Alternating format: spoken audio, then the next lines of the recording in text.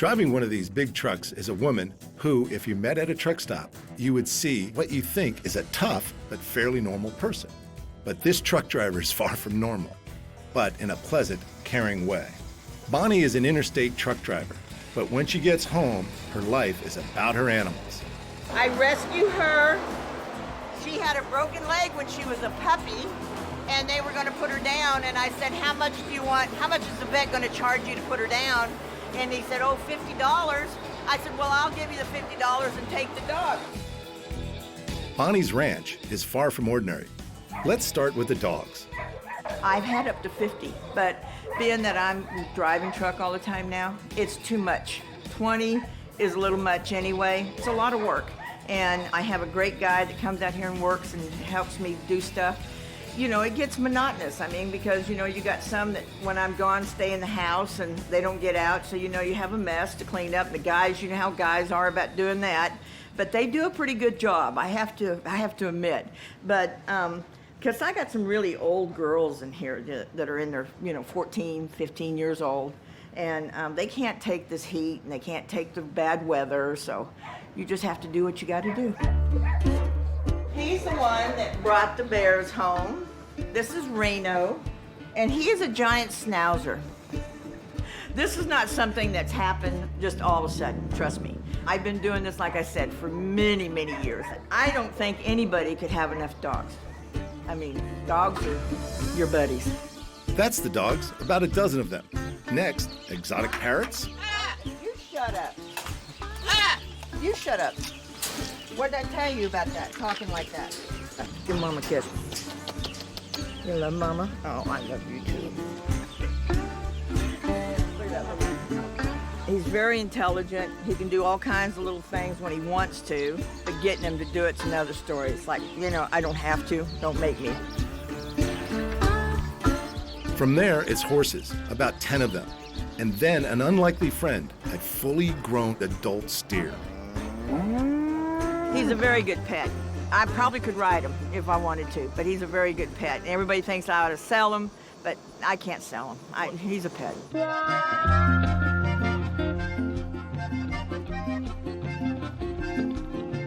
Shrek is a miniature mule.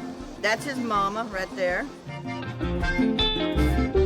Yes, that's a bear off in the distance, and its neighbors do eat a lot. This is what the tigers eat. This is my so-called dispensary. They get chicken. This is what they're getting today. They're getting steaks, yum. You heard right, tigers. You have to try to give them variety. You have to give them chicken, you have to give them beef, pork, you give them horse meat. We do get deer in. This is the freezer for chicken. My people that work for me, so what I have them do is I have them take the chicken out and I make them look at the label for the weight and I tell them exactly how much I want fed every day. So for them to calibrate it, and then we have records that we keep on how much they eat, who didn't eat what today. Technically, USDA requires you to do that, but I do it on my own because if something happens, I can go to the vet and say, okay, this is what this tiger's done all week long, and he has a better frame of mind of what's happening. This is what the bears eat. This is the bear freezer. We have yogurts, we have butter, we have creams, rice pudding, a little bit of everything. Their favorite, ice cream. If you're getting a feeling that this is Noah's Ark, you are right. Bonnie is a serious animal lover. Just think about what all those treats cost. Her 2 American black bears were accidental strays. The 750,000 black bears in America kill less than 1 person per year, and attacks in captivity are rare. But is Bonnie at risk with her bears? The answer to that is more about how they are looked after rather than whether or not they're dangerous. Contrast that with 26 deaths by dog attack each year, although there are millions of dogs in the U.S. alone. This is Bam Bam and Pebbles. They're about 4 years old now. They came to me. I have a big black schnauzer I have. He's a giant. They were following him, and I thought they were dogs, but they end up being bears. Once they got the bottle and realized what was going on, they became my pets. These are American black bears. Come on, show them how tall you are. Good boy, good boy. Come on, good girl. Oh, Mama, baby loves you. Mama loves you. I know. And these are my babies, and they've got really long claws, as you can tell. And they usually tear me up. There you go. Good girl. Pebbles, Bam Bam, stand up. Come on, come on. Good boy. Good boy. Hey, you're stealing them. Okay. They're stealing them. They're stealing them. Good boy. Yes, sir. Mama loves you. I love these bears. You can get in here and I can mess with them. Of course, you don't want to ever trust them because they show no sign that they're going to attack you. I have been bit, I've been clawed, I've been knocked down by them, and usually I carry a taser with me when I'm out here by myself so I can get up. And she's about as unpredictable as you can get. I've scared her and she's turned around and, I walked up on her too quiet and I've scared her and she came at me. But, it wasn't an attack. As soon as she realized it was me, she stopped. I can't express enough that these are wild animals and their mind can change at any moment. They can be killers in a matter of seconds if they wanted to. I have found with my experience with animals, exotics, domesticated, you feed them well, you take care of them well, you give them plenty to eat, they seem to be fine. When you start not feeding them and doing what you're not supposed to do, you hurt them, then they hurt you back. If you come at them aggressively, they're gonna come right back to you aggressively. Like if they're doing something and she's wanting to bite me, I just change her mind and go, no, it's okay. You turn the tables on them. And loud noises will scare them. There's times that, like I'm doing something and they're being nosy, if I don't want them around, I'll slap the side of the tank and they run. I'm not a bear expert and never claimed to be, but being with these, and these are my first challenge with them, I've learned a lot. It's been trial and error. I think they're doing good. I think I'm doing okay with them. Some people may say I'm not, but they seem happy to me, don't they, to you? They're very easy to take care of. I'm really surprised. I've offered them meat, I've offered them fish. I put 4 rolls of hay out there day before yesterday. Look how easy they mangled it. They go up in the trees, they get on them, they climb up on them. They get way up there. They come down to eat and to pick on me. Have you touched one? Come here. Bam, Bam. Come over here on this side, touch the butt. These bears can be dangerous, but that is also part of their appeal. And this could be why predator pets are popular. The feeling of being with these animals is a mixture of fear and fascination. I'm slightly worried now. Oh, he's licking me. Oh, dinner.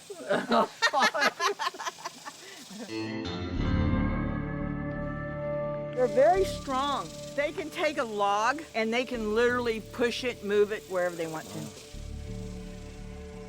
Oh, look at that. Is that good? When she comes in heat, she gets a little cantankerous and she can get pretty rough with him. But he doesn't show any aggression. He just does his own thing, gets in a different tree. Like a man, goes to a man cave. But this is my baby right here. This is my baby. Yeah. My main concern is keeping them where they're supposed to be, keeping them fed, and like I said again, as long as you feed them well, they're not going anywhere. And these guys here can't go back out in the wild because they don't know how to feed themselves. So basically they're mine until I die, and then when I'm dead, I have a sanctuary that's going to take them, and that will take them and the cats. So they already have a place to go. This way people won't have to say, well, she's an old woman, where are they going to go when she dies? Well, there is a place for them to go. And it's a wonderful place. And they will care for them like I care for them. Been there a zillion times to keep on different times and make sure how they take care of their animals, and I'm very impressed. I don't know how long they're going to live and how long I'm going to live, so there we go.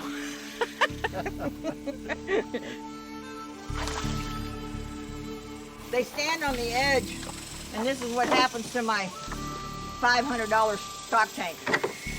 Huh? More toys? Huh? For our crew, bears are one thing, but Bonnie's apex pets require a little more respect. It is estimated that there are more tigers in the U.S. than in the wild globally. Bonnie's younger tiger was born in captivity, and to Bonnie, he is just a big playful cat. She's, just that playful teenager stage where everybody's a toy and everything we have is a toy. No, gentle.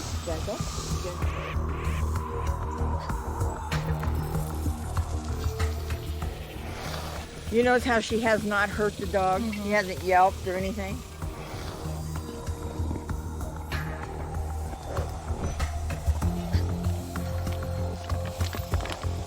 What are you doing with the water?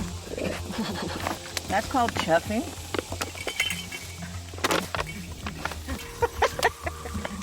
She goes, what was that? Don't run. No. Oh, are you okay? The concern is what will happen when the big cat reaches maturity. Incidents of pet tigers killing people are rare, but we have to always remember they are an apex killer. So Bonnie, one way or the other, is taking a risk. Ow. You want a stick, Bonnie? Bonnie, here's a stick. No, I got it. No, you stop. Now, come on. Ooh. Don't bite my leg. Not just with one tiger, her second one is a fully grown female. Well, she came to me 7 years ago. She had ringworm and a yeast infection all over her hair, and she was pretty poor, but now you can tell she's magnificent. She's healthy, and she's not that she doesn't like that cat. She's just telling it to back off. But she's my baby, and I love her. Well, she weighs 450 pounds. I go in there and pet her, and I do everything, clean the pen, do everything like I do with like I did with the other cat. But when people are here and the cameras, she gets bashful. So, and I think, she's back here in the back. She don't get a lot of people here to socialize with her. If she had more people to socialize with her, she'd probably be all over us. But really, she's a very good cat. She's not mean. She's not aggressive. When she's scared, you saw what she did. She kind of growls a little bit, But, that's just to show you to back off. She's a tiger. Again, don't feed her. She'll eat you. I've only been scared of one cat in my life. I was in the pen with two cats, and I was against the fence like this, and they double teamed me. One come here and one come here. They've never hurt me, but it is definitely a feeling that, okay, this could be it. But otherwise, no, I'm not afraid of them. I should be. I'm very let's put that a different way. I'm not scared of them, but I'm very cautious of them. You can't, I don't know how to explain this feeling, but I just don't have the fear of them, but I know they can kill me. I know they can hurt me. I don't turn my back on them. I know what they are. I know that they can be an aggressive animal, and they can be friendly one day and be an idiot the next day. The thing is when you're feeding them meat, get out of the pen. Why do you want to be there? They're eating. If they're having a bad day, why irritate them? Leave them alone. Let them just go through their bad day. It's a sense you have with animals, If you have that sense, your chances of getting hurt is minute, But if you're bullying them or doing things and you don't pay attention, then you get hurt, and that's what usually happens with people. They're not for everybody, you know, and not everybody wants them. They're a big expense. They cost a lot of money every month to feed. It's not that they're a lot of work, but you have to take care of them. You have to know when something's wrong with them. But that's the whole idea of owning animals anyway, isn't it? Oh, come on, Nushka. Come on, Mama. Come on.